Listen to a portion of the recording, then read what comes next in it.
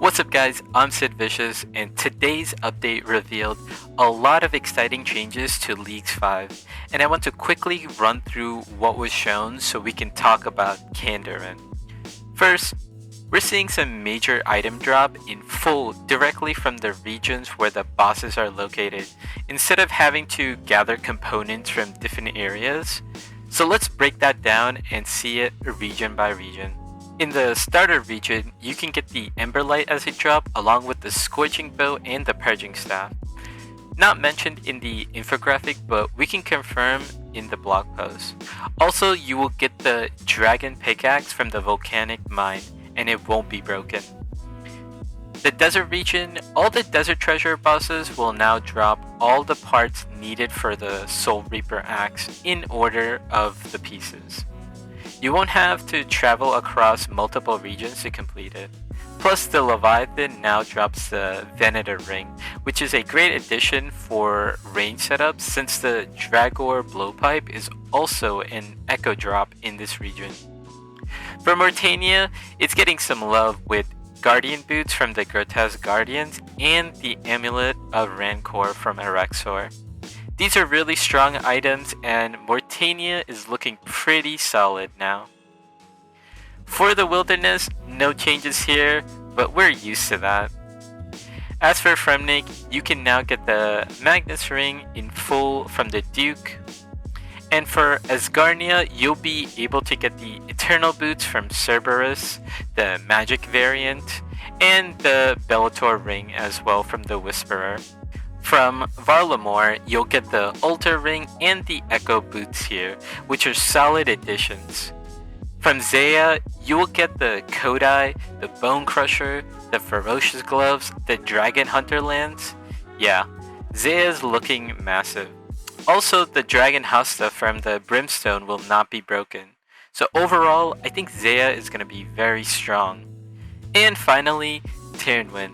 Here's a big one. Zulrah now drops the Toxic Trident in full. This is a massive boost for KandaWin, which brings us to the mystery of Kandarin. So what's going on with Kandarin? Here's the strange part. When you look at all these regions, Kandarin gets absolutely nothing. And that's a bit shocking considering Kandarin's role in previous leagues. If you've been following along, you know that Kandarin has some niche items that were very strong. So what does that mean now? Let's break down Kandarin's loot to see if we can get an idea of what it has to offer. So let's start off with the Trident. It's nice, but it's just the base form. You can just get the Toxic Trident from KandaWin, so why would you pick Kandarin for just the basic version? The Tentacle Whip is a solid item, but it's not game breaking. The Occult Necklace is cool, but it's a nerfed version compared to what the other regions offer, like Fremnik with the Amulet of Monarchs. And then what do we have? The Smoke Battle Staff? It's alright, but it's nothing to write home about.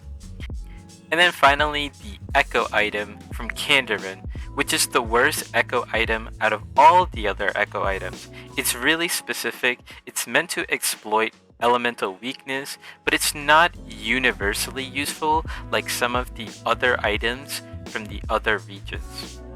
The only item that holds real weight are the Zenyte jewelry. Now, if you look at the Echo items across all regions, they serve a strong, wide-ranging purpose. For example, Desert gets the Blowpipe, which is a monster range weapon. Mortania gets Gloves of the Dam, which buff Barrow's armor, making it ideal for all combat types. Varlamore gets an insane unique two-handed spear and a strong range/melee glove packed with some strong combat utility. Fremnik gets Bested Slot jewelry, and what more do you need to say about that?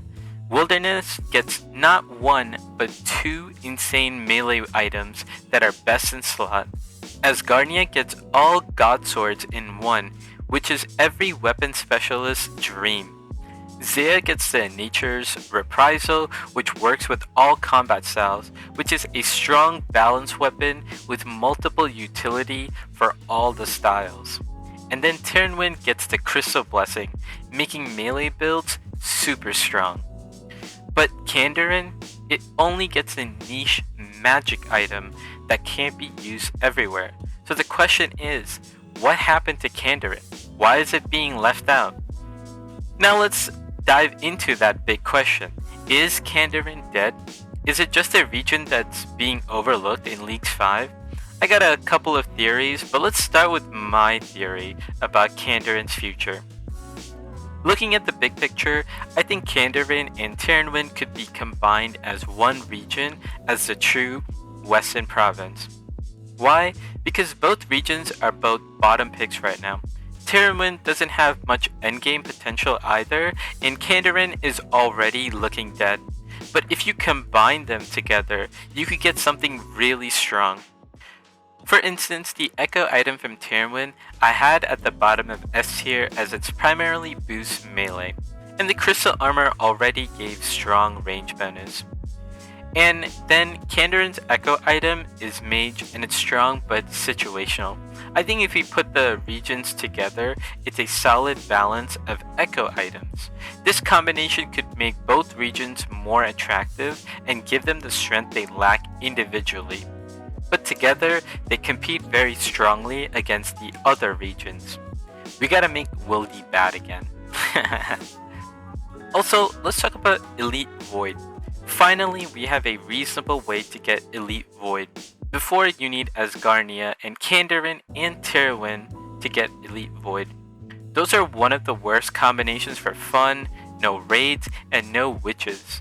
Insert expletive there.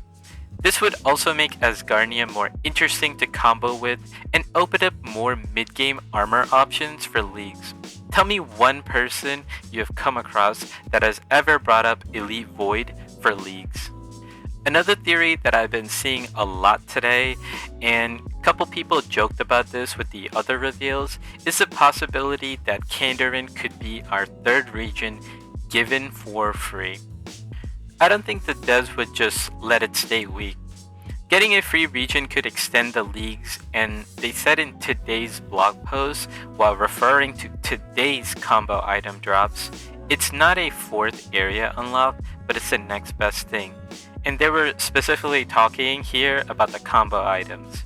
But you know what's not a fourth area unlock, but the next best thing? A free third region. I think that's a good speculation that some people have. I also like that the Zenite jewelry would help out all three combat styles, so it could be strong, but maybe too strong to start off with Zenite jewelry like that. They also wouldn't introduce the Grimoire as a relic with a cool benefit like getting piety for the melee enjoyers and end up giving it away for free in this way. I mean, sure, the Grimoire would still have other benefits to range and mage users, and melee would still benefit from getting the spellbooks, but that's a lot of speculation. So I'm not sure about this theory, but I see it being spread like wildfire.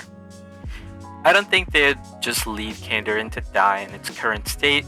There's still potential here to make it work if it gets integrated with other regions or gets a special buff that makes it worthwhile to pick.